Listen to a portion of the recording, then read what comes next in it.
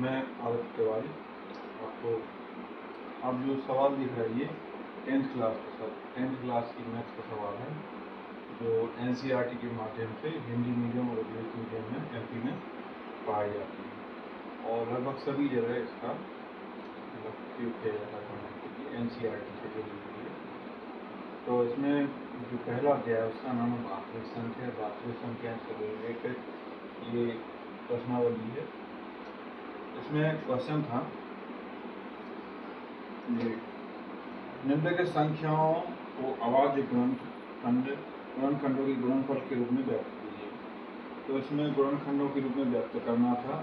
गुणनखंड ये अभाज्य संख्याएं जो होती हैं जैसे 2 है, 3 है, 5 है, 7 है, 9 है,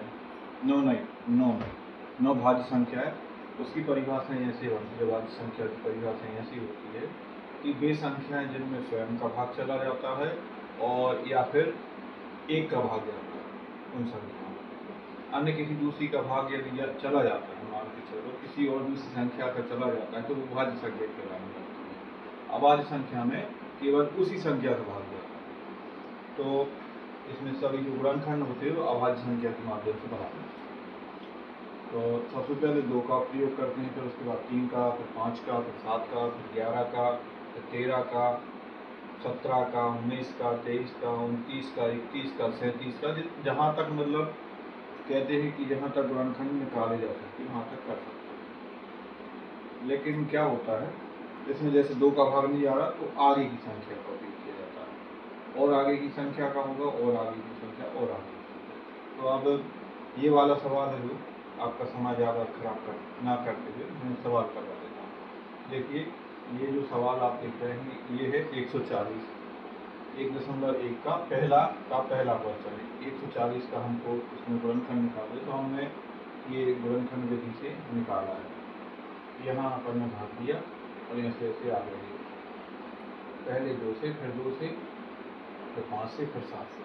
तो जितने ये संख्या लिखनी है इस खंड में ये सारी संख्या गुणनखंड कहलाएंगी। तो 2 पे 2 बार है 2 पे 2 की घात और 5 एक बार है तो 1 की घात और 7 एक बार तो 1 की घात। ऐसे ये गुणनखंड ये बन जाते हैं। ऐसे ही सारे जो क्वेश्चन हैं 1.1 के जैसे 156 का ये किया हुआ है। इसके बाद दूसरा अन्य क्वेश्चन भी है जैसे लिखा है 38, 25 और 5005 और 7429। इनके भी ऐसे ही निकाले जाएंगे। मतलब कैसे, तो पहले इनको निकालते हैं फिर इसके बाद दूसरे मतलब जो अन्य होंगे उनके भी निकालते हैं। इसी विधि का उपयोग करके अपन वो क्वेश्चन सॉल्व कर सकते हैं। ठीक है, इसके बाद नेक्स्ट क्वेश्चन जो होगा दूसरा वाला वो बाद में।